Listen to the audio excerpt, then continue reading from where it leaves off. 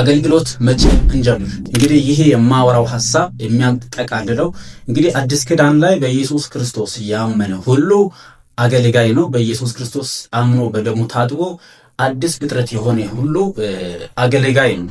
አገልግሎቱ የግድ መድረክ ላይ ወጥቶ የሆነ ነገር ስላለ ሳይሆን እለት በእለት ሰው ልጅ ሁሉ አገልጋይ ነው ማለት ነው። በኢየሱስ ክርስቶስ ያመነ ሁሉ አገልጋይ ነው። አገልግሎት ብዙ ሰዎች ማገልገል ይፈልጋሉ። አሁን የማወራላችሁ አገልግሎት በቤተ ክርስቲያን ውስጥ ያለውን አገልግሎት ላወራላችሁ ፈልጋለሁ። መቼ ማገልገል እንችላለን?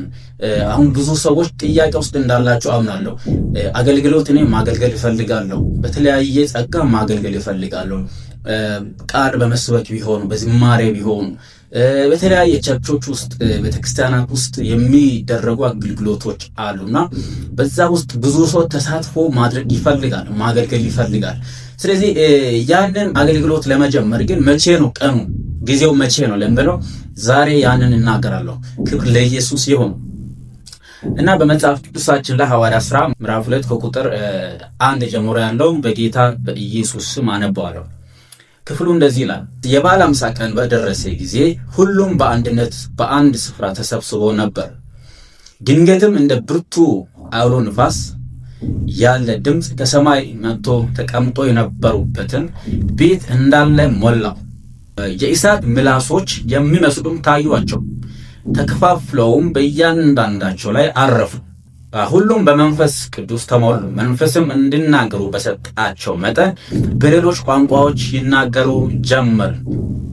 ክብር ለኢየሱስ ይሁን። እንግዲህ ከዚህ ክፍል አሁን ካነበብኩላችሁ ከዚህ ጀምሮ ሐዋርያት አገልግሎት እንደጀመሩ እንመለከታለን። በዚህ ስፍራ ላይ ኢየሱስ ክርስቶስ ሉቃስ ወንጌል ምዕራፍ 24 ላይ የሚገርማችሁ መጨረሻውኛው ክፍል ላይ የተናገረው አንድ ነገር አለ። ኃይልን እስክትቀበሉ ድረስ ከኢየሩሳሌም ከተማ እንዳትወጡ። ክብር ለኢየሱስ ይሁን። ኃይልን እስክትቀበሉ ድረስ ከኢየሩሳሌም ከተማ ምን እንዳትሉ አላቸው፣ እንዳትወጡ አላቸው። እነዚህ ሰዎች ኤክስፒሪየንስ አላቸው ሐዋርያት። ነገር ግን ኢየሱስ ክርስቶስ በሚያርግበት እንደውም ኢየሱስ ክርስቶስ ከሞተ በኋላ ከሞት ተነስቶ ለ40 ቀናት ለነሱ እንደታየ ታውቃላችሁ። እና ኢየሱስ ክርስቶስ ሞቱ በቃ ነገር አበቃ ብሎ እነሱ ተስፋ ቆርጦ ባሉበት ሰላም ለእናንተ ይሁን እያለ ኢየሱስ ክርስቶስ መጥቶ ለ40 ቀን እየታያቸው እንደገና እያስተማራቸው በብዙ ድንቅና ተአምራት እንደገና ተገልጦላቸው ነበር። ኢየሱስ ክርስቶስ ወደ ሰማይ በሚያርግበት ጊዜ አጽናኙን መንፈስ ልክላቸዋለሁ ነው ያለው። ያን እስኪቀበሉ ያንን ኃይል እስኪቀበሉ ድረስ ግን አገልግሎት እንዳይጀምሩ እንዳይወጡ ተብለዋል። የት ቆዩ ተብሏል? በቤተ መቅደስ ወይም በኢየሩሳሌም ከተማ ቆዩ፣ ከዛ እንዳትወጡ። መቼ ነው የምንወጣው የሚለው ጥያቄ አይታወቅም። አሁን ባነበብኩላችሁ ስፍራ ላይ ድንገት እንደሚነጥቅ አውሎ ንፋስ አላወቁም። ምንም ያሰቡት ነገር የለም። የሚገርማችሁ ሉቃስ ወንጌል ምዕራፍ 24 ላይ ከቁጥር 53 መጨረሻኛው ቁጥር ላይ ዘውትር እነዚህ ሰዎች ጌታን እያመለኩ እያከበሩት በአንድ ልብ በአንድነት በቤተ መቅደስ ያሳልፉ ነበር። ሐዋርያት ለየት የሚያደርጋቸው ነገር ቤተ መቅደሱ ክፍት ይሁን እንጂ እነሱ ሌላ ቦታ አይገኙም። የሚገኙት ቤተ መቅደስ ውስጥ ነው። ምን እየሰሩ ያሳልፉ? እየጸለዩ በአንድ ልብ በአንድ መንፈስ ሆነው ጌታን ያከብራሉ። እና ኢየሱስ ክርስቶስ ለምንድን አትውጡ ያላቸው?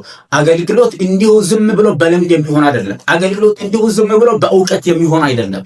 አገልግሎት እንዲሁ ዝም ብሎ የሚጀምር ከመሬት ተነስቶ እኔ አገልጋይ ሆናለሁ ብሎ አንድ ሰው የሚጀምረው ጉዳይ አይደለም። ለዚህም ነው ብዙ አገልጋዮች አገልግሎት ጀምረው መንገድ ላይ የሚያቆሙበት ምክንያቱም የጌታን ጊዜ ሳይጠብቁ እግዚአብሔር ለአንድ ሰው የሚያዘጋጅበት ያዘጋጀለት ቀን አለ። ያ ቀን እስኪመጣ ድረስ ግን ሰው መጠበቅ አለበት። በአሁኑ ጊዜ ቸርች ብዙ ነው፣ በጣም በሽ ነው ቸርች። ስለዚህ ቸርቾች ስለበዙ የሆነ የሰው ጥረት ስላለ አንዱን ከጉባኤ አንስቶና አገልግል ይለዋል። አያችሁ፣ ያኛው አንስቶና አገልግል ይለዋል።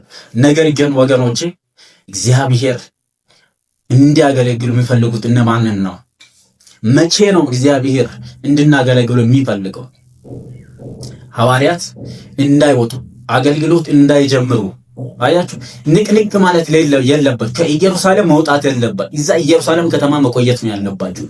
ሐዋርያት ያንን ኃይል እስኪቀበሉ ድረስ ወዴትም አልሄዱም። የሚገርማችሁ በቤተ መቅደስ ነው እየጸለዩ በቤተ መቅደስ ጌታን እያከበሩና እያመለኩ በአንድ ልብ በቤተ መቅደስ ያሳልፉ ነበር። በቤተ መቅደስ ያሳልፉ ነበር። ስለዚህ ኢየሱስ ክርስቶስ ያ የሰጣቸው ወይ አብ የገባላቸው የተስፋ ቃል አለ።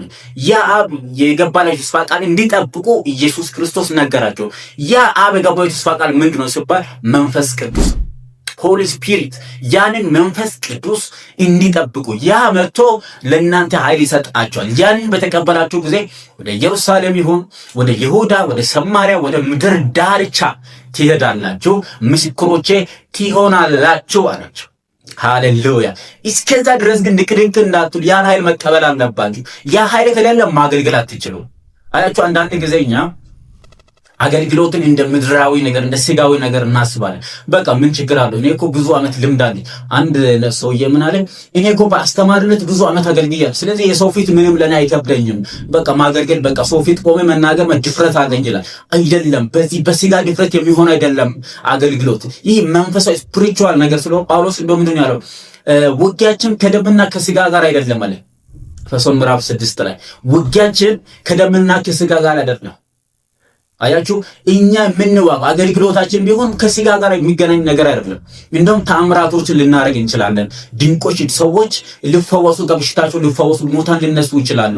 አያችሁ ብዙ ካንሰር ያለባቸው ሰዎች ፈውሳቸውን ሊያገኙ ሊቀበሉ ይችላሉ። ነገር ግን ትኩረታችን እዛ ላይ አይደለም። አንድን ዶክተር ብትወስዱ የሱ ደስቲኒ ወይ መጨረሻው ምንድነው ስትሉ ያ የታማሚው ይመጣል ወይ ካንሰር ታሞ ወይ ኤችአይቪ ታሞ ወይ የሆነ በሽታ ላይ ሆኖ ወደዛ ይመጣል፣ ወደ ሆስፒታል ይሄዳል። ስለዚህ ሆስፒታል ይህ ሰውዬ ሄዶ ዶክተሩን ሲጠይቀው ዶክተሩ ያክመዋል። የሚያክምበት ምክንያት ምንድነው? መጨረሻው ሰውዬው እንዲፈወስ ብቻ ነው። ነገር ግን ሐዋርያት ሥራ ላይ ምዕራፍ 3 ላይ ካያችሁ ጴጥሮስ ያንን አንካሳ የሆኑ ከእናቱ ማህፀን ጀምሮ አንካሳ ከመወለዱ ጀምሮ አንካሳው የነበረውን ሰውዬ ሽባ የሆነው አንካሳው ሲተረትረው ቆሞ መራመድ ሲጀምር ሰዎች ምን አይነት ይሄማ እሱ አይደለም ብሎ ያንን ሰውዬ ሲያወሩ፣ ጴጥሮስ ግን ያንን አጋጣሚውን ተጠቅሞ ወንጌልን መሰከረ። ተአምራቶች የሚሆኑት ብዙ ነገር የሚሆኑት ወገኖቼ ለሌላ አይደለም፣ ያ ወንጌል እንዲሰበክ ነው። ክብር ለኢየሱስ ይሁን። ስለዚህ ከስጋዊ ነገር ጋር ሰዎች ሊያገናኙ ይፈልጋሉ። ይህንን መንፈሳዊ ስራ ማለት መንፈሳዊ አገልግሎት በልምድ የሚሆን አይደለም። አንዱ ሰው ዳኛ ለመሆን መማር የሚጠበቅበት ያ ዳኛ የሚሆንበትን ትምህርት ህግ ተምሮ ያ ሰውዬ ቀጥታ ወደ ስራ ይገባል። ከዛ በቃ በተማረው መሰረት ያገለግላል ወይም ይሰራል ስራው ማለት ነው። ነገር ግን ይሄ መንፈሳዊ ዓለም ቴዎሎጂ ስለተማራችሁ ማስተር ስለያዛችሁ አይደለም የሚሆነው። ኃይል የሚባል ነገር ያስፈልጋል። ምክንያቱም እየተዋጋን ያለው የጨለማው መንግስት ሰዎችን ከጨለማ ወደ ብርሃን እያወጣን ስለሆነ ሰዎችን ከተያዙበት ሰዎች ከዛ ከጨለማ ከመርገም ከገሃነም ፍርድ ሰዎችን ከጠላት እስራት ቀንበር ነፃ የምናወጣበት ያ የስጋ ስራ አይደለም። ይህ ግን የመንፈስ ስፒሪቹዋል ስለሆነ ውጊያችን ከመንፈሳዊው ዓለም ጋር ከክፉ ከአለቆች ይላል መጽሐፍ ሲናገር ቅድም ባልኳችሁ ስፍራ ላይ ከአለቆች ከባለስልጣናት በሰማያዊ ስፍራ ካሉት ይላል። ይህ ማለት በሰማያዊ ስፍራ ያሉት ማለት በዚህ በምድር ያልነበሩ ስጋዊ እንዳልሆኑ ይናገራል። ስለዚህ ውጊያችን አገልግሎታችን ነው ስፒሪቹዋል ነው። ስለዚህ መጠበቅ ያስፈልጋል። በዚህ ሰዓት ብዙ አገልግሎት ጥማት ያላችሁ ሰዎች ጠብቁ። የእግዚአብሔርን ጊዜ ጠብቁ። ጌታ ይመጣላችሁ። ጌታ እግዚአብሔር ለእናንተ ያዘጋጃት ቀን አለች አገልግሎትን የሚያዘጋጅ። ለምንድን ነው እነ ጴጥሮስን ሐዋርያትን ኢየሱስ ክርስቶስ ጠብቁ አላቸው? እንዴት ከኢየሱስ ክርስቶስ ጋር ብዙ አሳልፈዋል። እንደውም ሌላም ተውትና ኢየሱስ ነው ከኢየሱስ ጋር ነው እነዚህ ሰዎች ያሳለፉት። ክብር ለኢየሱስ ይሁን። ከኢየሱስ ብዙ ነገሮችን በተግባር ያዩ ሰዎች ናቸው። ሲገረፍ ያዩ ሰዎች ናቸው። ተአምራት ሲያደርግ ሲሰቃይ ያዩ ሰዎች ናቸው። ሞትን ድል አድርጎ አሸንፎ ሲነሳ ያዩ ሰዎች ናቸው። ነገር ግን ኢየሱስ ክርስቶስ ይሄ በቂ አይደለም። ኢየሱስ ክርስቶስ አስተምሯቸዋል። እነዚህ ሰዎች 3 ዓመት ከምናምን ብዙ ተምረዋል። ብዙ ዕውቀት አላቸው። የብሉይ ኪዳን ትምህርት ያውቃሉ። ሁሉም ነገር ያውቃሉ እነዚህ ሰዎች። ነገር ግን ኃይልን ሳትቀበሉ እንዳትወጡ። ኃይል የሚባል ነገር አለ። አንድ አስተማሪ ለመሆን የሆነ ኮሌጅ አስተማሪዎች ኮሌጅ ገብቶ እዛ ተመርቀው ስራ ይጀምራል። ኢትስ ኖርማል። ነገር ግን ይሄ መንፈሳዊ ዓለም ቴዎሎጂ ስለተማራችሁ ወዲያው የምትጀምሩበት አይደለም። ኃይል የሚባል ነገር አስፈልጋል። ስለዚህ ያንን ኃይል እንዴት ማግኘት ይችላል? መቼ ነው የምትሉ ከሆነ ድንገት ያ ኃይል ይመጣል። ዛሬ ይሄን ትምህርት እየተማራችሁ ሊሆን ይችላል። ቤት ተኝታችሁ ሊሆን ይችላል። እየጸለያችሁ እየሰራችሁ ሊሆን ይችላል። በተለያየ በራሳችሁ መንገድ እየሄዳችሁ ነገር ግን ያ ኃይል ሊመጣላችሁ ይችላል። ምክንያቱም መጽሐፍ ቅዱሳችን ላይ የበዓለ ሃምሳ ቀን በደረሰ ጊዜ ሁሉም በአንድነት በአንድ ስፍራ ተሰብስቦ ነበር። ድንገት ነው መጣው። ኢየሱስ ክርስቶስ ያችን ቀን አልነገራችሁም፣ መቼ እንደሚመጣ ያ ኃይል መቼ እንደሚመጣ አልነገራችሁም። ነገር ግን ያ ኃይል እስኪመጣ ድረስ ምን በሉ እዛው ተቀመጡ አላችሁ። በኢየሱስም የእግዚአብሔርን ጊዜ መጠበቅ ይሁንላችሁ። አትወርዱም። የእግዚአብሔርን ጊዜ ከጠበቃችሁ እግዚአብሔር ባዘጋጀላችሁ በዚያ በራሳችሁ ሲዝን ከወጣችሁ እግዚአብሔር አያወርዳችሁ። ሃሌሉያ። ስለዚህ ነው በዛ መጠበቅ አለባችሁ። ስለዚህ እንዴት ነው መጠበቅ ያለብን? እኛ እንዴት መሆን አለብን ካልን የሐዋርያትን የነሱን ምሳሌ መከተል ግድ ይለናል። ምክንያቱም እነዚህ ሰዎች እንደፈለጉ ወደ ስራቸው አልተመለሱ። ጴጥሮስ እንግዲህ እንደምታውቁት አሳ አጥማጅ ነበር። አሳ ያጠመደ የሚተዳደር ሰው ነበር። ነገር ግን ኢየሱስ ክርስቶስ ሲያርቅ ጠብቅ ተብሎ ወደ ስራው አልተመለሰም። ነገር ግን እዛው ቤተ መቅደስ በአንድነት ሆኖ ያመልኩ፣ በአንድ ልብ ሁሉም በአንድ ልብ ሆኖ ይላል። በአንድ ልብ በአንድነት ሁሉም ሆነው። ይህ ማለት ሁሉም ማለት ብዛትን ይገልጻል። ስለዚህ እያንዳንዱ ሰው የራሱ ሐሳብ፣ የራሱ እቅድ፣ የራሱ አመለካከት፣ የራሱ አስተዳደር፣ የራሱ የተለያየ አመለካከት አለው። ነገር ግን እነዚህ ሰዎች በአንድ ልብ በአንድ ሐሳብ ተስማምቶ ይጸልያሉ። በአንድ ሐሳብ ተስማምቶ ያንን መንፈስ ይናፍቃሉ። በአንድ ሐሳብ ተስማምቶ ያመልካሉ፣ እግዚአብሔርን ያከብሩታል። ክብር ለኢየሱስ ይሁን። የዚያን ጊዜ መንፈስ ቅዱስ ድንገት መጣ። አያችሁ አሁን የእግዚአብሔር ጊዜ አንዳንድ ሰው ይጠብቃሉ ይላል። የሚጠብቀው ግን በማይሆን ስፍራ ሆኖ ነው። ዘውትር በቤተ መቅደስ ነበር እነዚህ ሐዋርያት የሚያሳልፉት። የት ነው የምታሳልፉት? የሚያያችሁ ያላችሁት ነገር ምንድነው? ለአንዳንድ ሰው ጊዜ የሚረዝምበት ወይ ያ እግዚአብሔር የተናገረው ነገር በሕይወቱ ቶሎ የማይፈጸምበት ምክንያት እግዚአብሔር ባስቀመጠው ስፍራ ስለማይጠብቀው ነው። እግዚአብሔር አምላክ በሚፈልገው ስፍራ ስለማይጠብቅ እነዚህ ሰዎች በቤተ መቅደስ እያመለኩ በቤተ መቅደስ እያከበሩ በአንድ ልብ ሆነው ጠባበቁ ነበር። እነዛ ሆኖ ግን ድንገት መጣ መንፈስ ቅዱስ ሞላቸው። ሁሉም ላይ መንፈስ እንደሰጣቸው መጠን ሁሉም ሊሳን መናገር ጀመሩ፣ አዲስ ቋንቋ መናገር ጀመሩ። ክብር ለኢየሱስ። ስለዚህ ያ መንፈስ መቀበል የምትፈልጉት እግዚአብሔርን ማገልገል የምትፈልጉት በጸሎት እግዚአብሔርን ጠብቁ። እግዚአብሔርን በቅድስና ሕይወት ጠብቁ። እግዚአብሔርን በአንድ ልብ ሆናችሁ ጠብቁ። እግዚአብሔርን እያመለካችሁ በእውነት እግዚአብሔርን ጠብቁ። ያን እግዚአብሔር አምላክ ይደርስላችኋል። እግዚአብሔር በማይከብርበት ስፍራ መገኘት የለባችሁ። እግዚአብሔር በማይገኝበት መገኘት የለባችሁ። ራሳችሁን እያዘጋጃችሁ መማር ሊሆን ይችላል፣ ማጥናት፣ መጸለይ፣ ራሳችሁን ዝግጁ እያደረጋችሁ ጠብቁ። ድንገት ግን ኃይል ይመጣላችኋል። በኢየሱስ ድንገት ኃይልን መቀበል ይሆንላችኋል። በጌታ በኢየሱስ የምትቀበሉት እንደፈለጋችሁ የልባችሁን ሐሳብ ስታደርጉ ሳይሆን እግዚአብሔር ባስቀመጣችሁ ስፍራ በጸሎትና ጌታን በእውነት እያመለካችሁ ስትጠብቁ ያንን ኃይል ትቀበላላችሁ። መቼ እንደሆነ አታውቁም። ድንገት አሁንም ሊሆን ይችላል። ያ ኃይል ደግሞ ሲመጣ የሆነ ምልክት ይታይባችኋል። ኃይሉ ሲመጣ እንዲህ ኖርማል አያደርጋችሁ። በነገራችን ኖርማል ሆናችሁ እንደ በፊቱ አትቀጥሉም። አዲስ ነገር በሕይወታችሁ መሆን ይጀምራል። ምክንያቱም መጽሐፍ ቅዱሳችን ላይ ቁጥር 2 ላይ ይላል ሐዋርያት ሥራ ምዕራፍ 2 ላይ ድንገትም እንደ ብርቱ አውሎ ንፋስ ይላል። ክብር ለኢየሱስ ይሁን። ድንገት የሚመጣ ነገር የኃይል አለ። በቃ ያ ኃይል ሲመጣ ኖርማል አትሆኑም። ያ ኃይል ሲመጣ ይታወቃችኋል።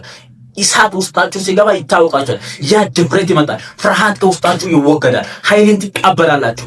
ያ ኃይል ሲመጣ እንደ ብርቱ ይላል። ድንገት እንደ ብርቱ አውሎ ንፋስ ያለ ድምፅ ከሰማይ መጥቶ ተቀምጦ የነበሩበትን ቤት እንዳለ ሞላው። የእሳት ምላሶች የሚመስሉ ታዩአቸው። ተካፍለው በእያንዳንዳቸው ላይ አረፉ። ሁሉም ላይ አረፈ ማለት ነው። ሁሉም በመንፈስ ቅዱስ ተሞሉ። መንፈስም እንዲናገሩ በሰጣቸው በሌሎች ቋንቋዎች መናገር ጀመሩ። አዲስ ቋንቋን መናገር ያንን ትጀምራላችሁ። ያን ኃይልን ስትቀበሉ በሕይወታችሁ ላይ አዲስን ነገር ማየት ትጀምራላችሁ። ያን መንፈስ ቅዱስን ስትቀበሉ ታገኛላችሁ ማለት ነው። ያ ኃይል ሲወርድባችሁ ምልክት ታያላችሁ። እንዴት መለየት እንችላለን? ያ ኃይል ጋር አዲስ ነገር ክብር ማየት ትጀምራላችሁ። አይኖቻችሁን ይከፈታሉ። ድፍረትን ታገኛላችሁ። ጴጥሮስ በሁለት ገረዶች ፊት የካደው ጴጥሮስ ነው። እንግዲህ በካህናት ፊት፣ በባለስልጣናት ፊት ከተለያየ ሀገራት እዛ በበዓለ ሃምሳው ቀን እንግዲህ ብዙ ሰው ይመጣል። በበዓለ ሃምሳው የቁርባን ቀን ቁርባን የሚያቀርቡ የእህልን ቁርባን ለእግዚአብሔር የሚያቀርቡበት ቀን ነው። በዓለ ሃምሳ ቀን ማለት ፋሲካ ካለፈ ከ50 ቀን በኋላ ማለት ነው የሚደረግ በዓል ነው። ይሄን ዘጸአት ምዕራፍ 23 ላይ 16-15 ላይ ታገኛላችሁ። ይሄን ክፍል ይህ የሚሆነው የእህልን ቁርባን እንዲያቀርቡ እግዚአብሔር አዟቸው ስለነበር በበዓለ ሃምሳው ቀን እየመጡ ያንን ነገር ያደርጋሉ። ፋሲካ ካለፈ ከ50 ቀን በኋላ ማለት ነው። ክብር ለኢየሱስ ይሁን። የዛን ቀን ግን ለሐዋርያት የሚነሱበት ኃይልን የሚታጠቁበት ቀን ሆነላቸው። በኢየሱስ ክርስቶስም አሁን ይሄ ቀን ይሄ ዓመት በኢየሱስ ክርስቶስ ይሄ 2018 ለእናንተ ኃይልን የምትቀበሉበት በኃይል እግዚአብሔርን የምታገለግሉበት በኃይል የእግዚአብሔርን ሐሳብ የምታስፈጽሙበት ዓመት ይሁንላችሁ። እግዚአብሔር አምላክ ዘመናችሁን፣ ቤታችሁን፣ ሕይወታችሁን ይባርክ። ስለዚህ በዚህ ቃል የተባረካችሁ ለሌሎች ሼር አድርጉ።